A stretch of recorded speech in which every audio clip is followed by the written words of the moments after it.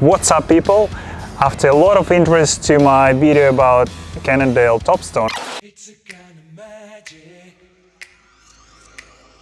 I decided to make another episode to show what modifications I have for this bike and how I'm using this bike. Because I was building it to be a do-it-all bike. Obviously, such bike doesn't exist, but you can get close to it. And I think gravel is a perfect example of the bike, which can take anything from road to commuting to gravel and sometimes cyclocross even. In my case, I built this bike to be a commuter and a gravel bike. So let's check it out. And mode number one is a commuter. In commuting mode, I have mudguards on it because cycling in British winter can be painful and very wet. And I have Gravel King slick 35mm tires. As you may have noticed, I have a different set of wheels from the previous video. These wheels are built on Stance Crest rims, which are even lighter. I made the front mudguard a bit longer to prevent splashing to my pedals and shoes. I used a piece of S-saver, which I just cut to the shape of the mudguard. You may have also noticed that I've switched to hydraulic brakes. I have SRAM 4s with SRAM Apex calipers. Why Apex? Because I like the looks of black calipers, and in terms of the calipers, they're exactly the same on all models: Rival, Red, Force and Apex. So it's the same performance, slightly cheaper actually, and it looks better on this bike. The weight of the bike in the commuter mode with mudguards is 8.1 kilogram. In the commuter mode, I'm using Crank Brothers double short 3 pedals.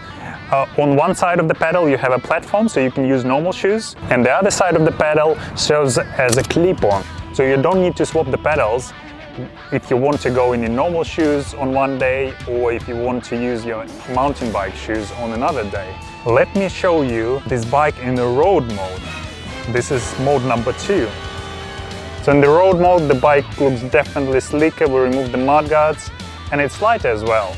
We shaved off 500 grams by removing the mudguards. So the bike now weighs just 7.54 kilograms, which is very light for an aluminum bike. Now let's move on to mode number 3, which is gravel. So in the gravel mode, the bike weighs 7.72 kilograms because of the heavier tires. In gravel, I'm using Continental Terra Speed tires. They are 40mm wide. There is enough space for these tires on this Cannondale TOPSTONE frame, which is great. They set up tubeless quite easily. They ride fast on the road and off the road, so I'm pretty happy with these tires. Let's move on to mode number 4, which is what? Which is rough gravel. In this mode I have something special, and it's Redshift Sports suspension stem and Redshift Sports suspension seat post.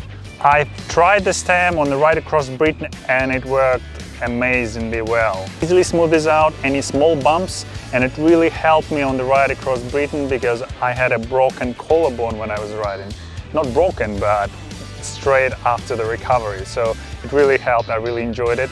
As for the seat post, I haven't tried it yet, but I will make another video about it where we'll be testing both the stem and the seat post on the rough terrain. Obviously, adding suspension to your bike comes at a cost.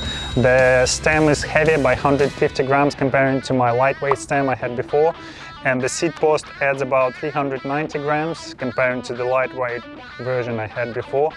But just look at that, how cool it is.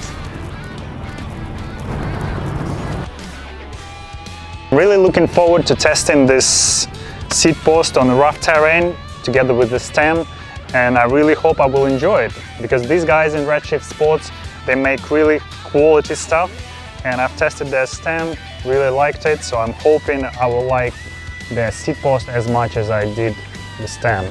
The bike in the mode 4, which is rough gravel, weighs 8.26 kilograms, which is not too bad again for an aluminum frame with suspension now.